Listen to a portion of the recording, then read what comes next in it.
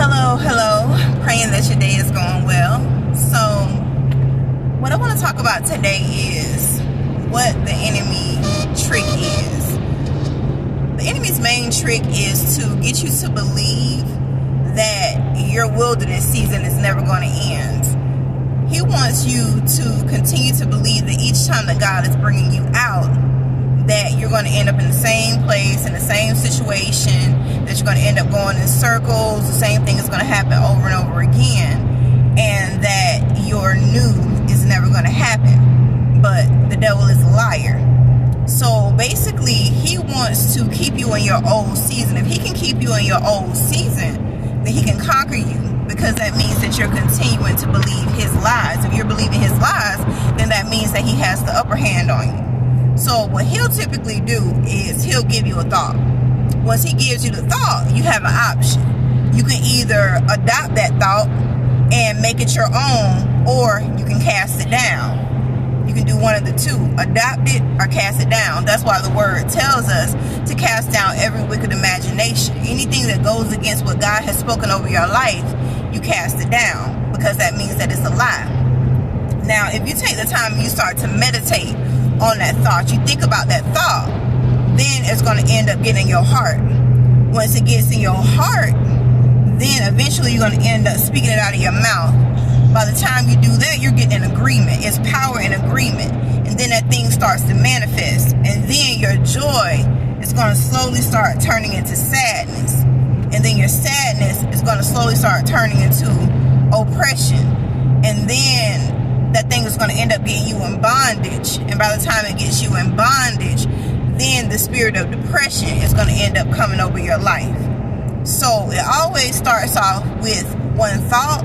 However, it takes you to get in agreement with it. It's life and death in the power of the tongue. A lot of the times we say, well, I can't do this, or it's going to always be like that. When you do that, you are literally giving the devil complete access into your life and to complete the wicked agenda that he has planned out for you, that he has snared out for you. So I would encourage you to continue to keep your mind full. If your mind is empty, then you're giving room for the enemy. However, if your mind is full of the things of Christ and the things that he has to offer you, which is goodness, which is joy, which is life, which is abundance, and believing what he says, then you're going to know without a shadow of a doubt, no matter what things look like, that you will walk by faith and not by sight. Because the enemies don't always come for your head. That's what he does. So, excuse me, I'm trying to make sure these 18-wheelers don't get too close to me. Just a second here. But yes,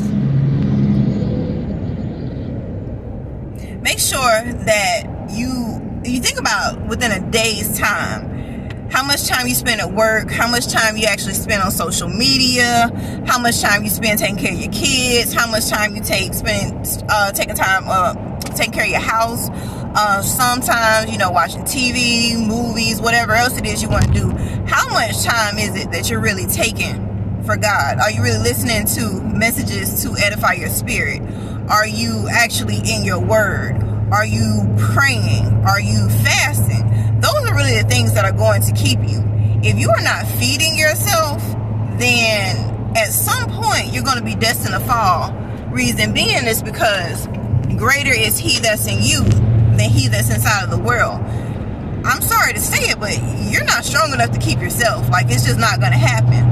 I would say for myself, every time I think that I personally am strong enough to fight this battle or fight this addiction, or I'm just going to be able to stand, I end up failing every time because I'm not strong enough. Christ is my strength.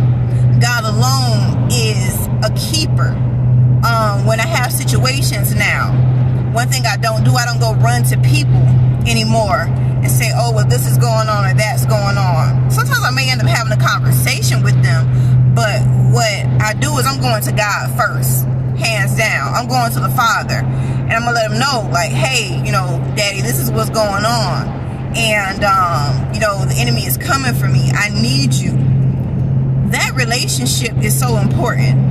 That's why many are going to say in the last days, did I not do this in your name? Did I not do that in your name? Did I not go to church? I was on the choir. I was on the missionary group. I did some outreach. Okay. Those are the tangible things. Those are works. Faith without works is dead. So when it really comes down to it, what's up with that relationship? That relationship is everything. He has to know you. The only way that you're going to get to know God is by being in his word, by having a prayer life, by fasting, by being able to hear him. Being Holy Spirit filled is so important because you're like consistently communing with him all day long. It's not a time that goes by, even though you may be doing other things, the Father is still ministering to you throughout the day. You're never actually separate from him. He should be at the head of your conversation, even if you're talking to someone else. He should be directing your words. He should be directing your thoughts. He should be directing your actions. Another thing that we end up getting ourselves caught up with sometimes is taking on other people's battles. One thing that David always did was David would go to God and ask him, should I pursue? And if I pursue, will I overtake them? A lot of issues that you're having is pretty much coming from the fact that you are involving yourself in other people's affairs, and it was never meant for you to be a part of that situation anyway. You don't know what type of demons, what type of demonic spirits, what type of evil is attached to another person or another situation. So when you go and you are involving yourself in other people's affairs, you are also bringing their spiritual warfare your way. I totally get praying for people. I totally get asking God, to move on their behalf. But you want to use wisdom with those things, because sometimes we're in a great place until the enemy sends somebody else to start to dump their issues on us. The next thing you know, you're allowing them to bring this to you all the time. And then next thing you know, that spirit is attaching to you, and you don't know why you're feeling sad, or why you're feeling depressed, and why you're feeling drained. So you have to guard your spirit. You have to guard your mind. It's so important in these last days, because everything that can be shaken will be shaken, hands down. The enemy doesn't care. He's coming for you. He's coming for you. And the thing about it is, he doesn't rush. He will take his time. He will take his time to form a weapon. He will take his time. He will study you, take his time. And then by the time he shoots it, he wants you so broken. I'm good. I gotta put this phone back up. Don't laugh at me. I want to turn my windshield wipers off. Alright. Let me see. Okay. He wants you so broken down that you can't receive the good that God is giving you. You can't see past the situation. He wants you so down in the dumps that all you can see is darkness ahead. He wants you mentally in strongholds. He wants to bind up your life. He wants you to feel like everyone is against you. Nobody loves you. Let me just accept my life like this, because things are always going to be this way. Every time I try to move forward, I always take 10, 15 steps back. Though you're getting in agreement with those things. You're literally getting in covenant with those things. And the devil is a liar. So we literally have to speak life. We have to speak affirmations. This journey, this walk is work. Like, you cannot be lazy and be successful in this walk with Christ. Like, it's just not going to work. You got to be willing to put in that work. Another thing too, this oil is going to cost you. The oil is going to cost you some tears. It's going to cost you some struggles. It's going to cost you some situations that you're going to have to go through that's going to make you feel like you ain't going to make it out, but you are. But the difference is God may allow certain things, but it's only to build you up. It's only to purge you. It's only to deliver you. It's only for your testimony, so that when the enemy does come at you, you're not going to be so easily moved, because he's already allowed certain situations and circumstances to build you up.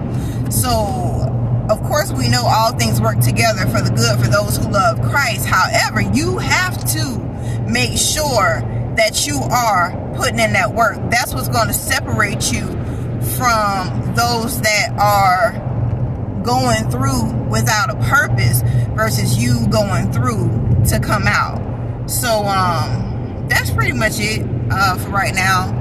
I'm going to go watch this road and continue on with my day. But I do pray in Jesus' name that you guard your mind, you guard your heart, you're mindful of who you're allowing in, who you're allowing access to, what battles you're actually taking on, if it's actually from God or if it's something that the enemy has used. Just make sure you go to him for clarity in every situation and circumstance in your life, and ask him to guide you. And the thing is, he's never going to fail you, and he's never going to lead you astray. He don't get down like that. But I love you. I'm going to holler at you later. God bless you. All right, I'm out.